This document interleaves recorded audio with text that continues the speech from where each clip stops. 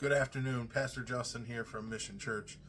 You know, I'm so encouraged by the Word of God because it actually is living and active. And no matter how many times you read it, no matter how many times you go through it, every time that you read it again or you see it again, it can give you new revelation. And this morning I have a coffee mug on the top of my stove, and I walk by it, and on it says, "Pray and never give up."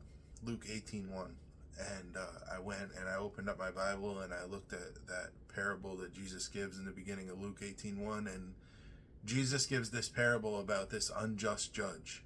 And this unjust judge is being essentially pestered by this woman. It's not pestering. The woman has this adversary and she wants justice, and she's going to the judge and asking for this to be played out by him, and he denies her request and finally at some point in the story he actually uses the term that in the Greek that he's being beaten by this woman, literally like it's that bad to be pestered by this woman that he finally grants her request.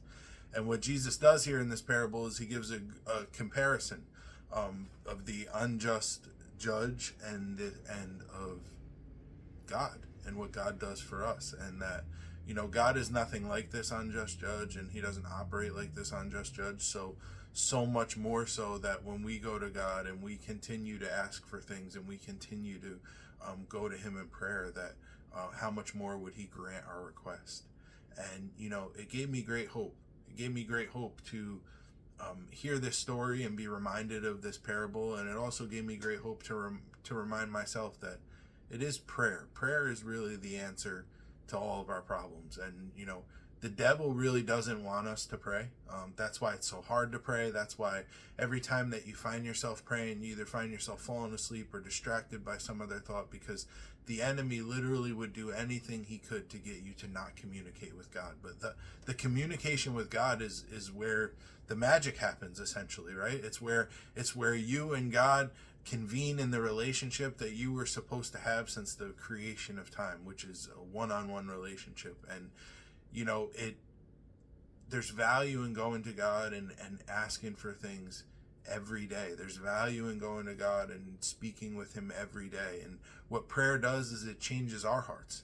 And eventually what we might find over time is that our request may change. And for myself, I've been in a season of going through some things that I can't figure out, and what happens is when we go for in prayer and we don't get the answer that we're looking for, or maybe it's just been too long and we're not getting an answer, we usually try to go figure it out ourselves. And pastors aren't excused of this, right? We do the same exact things. We're just as human as the rest of the flock that we lead. And I want to give an encouraging word to anyone listening, that if you're going through a season where it's just tough and you can't figure it out, and you've prayed and you've prayed and you've prayed and you've tried to figure it out on your own, I want to encourage you to pray and never give up. That's the second thing that the enemy wants for you. He wants you to give up, because if you give up, then you don't follow out and finish the will of God for your life. Never give up. If you know that God has called you to something and called you to do something, step into it wholeheartedly. Give it everything that you have and never give up.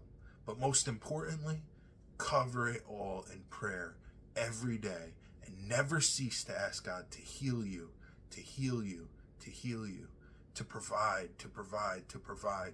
Don't stop asking.